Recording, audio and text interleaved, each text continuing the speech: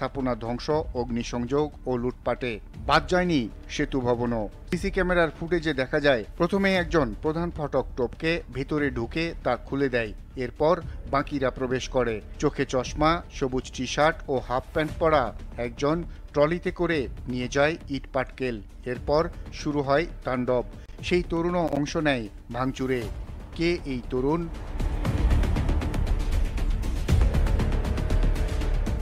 এই ধ্বংসযজ্ঞে নেতৃত্ব দিতে দেখা যায় কালো প্যান্ট ও সাদা ফতুয়া পরা এক ব্যক্তিকে।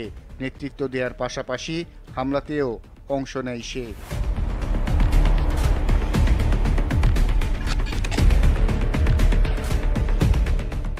পরনে জিন্স প্যান্ট, বোতাম খোলা, লাল শার্ট, চোখে চশমা, এমন তরুণকেও দাপিয়ে বেড়াতে দেখা যায়।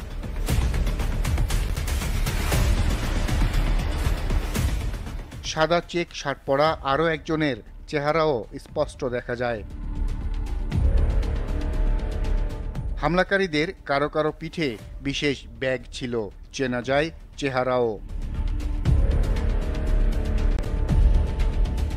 অগ্নিসংযোগ ও ধ্বংসযজ্ঞ চালাতে হ্যান্ডমাইকে হামলাকারীদের একজনকে নির্দেশ দিতে দেখা যায়।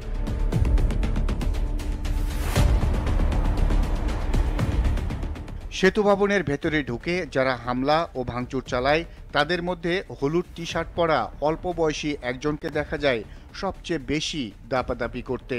বাইরে ভাঙচুরের পাশাপাশি ভবনের রিসিপশনে চালানো তাণ্ডবে অংশ নেয় সে। সিসি ক্যামেরা ভাঙার চেষ্টা করে ছেলেটি। হামলাকারীদের একজন রিসিপশনে হামলা চালাতে গিয়ে সিসি ক্যামেরা দেখে পিছু হটে, কিন্তু ততক্ষণে সিসি ক্যামেরায় তার চেহারা স্পষ্ট ধরা পড়ে। এদের সাথে আইডি কার্ড ঝুলানো একজনকে দেখা যায় নেতৃত্ব দিতে। এ সময় কয়েকজনের চেহারাও স্পষ্ট দেখা যায়।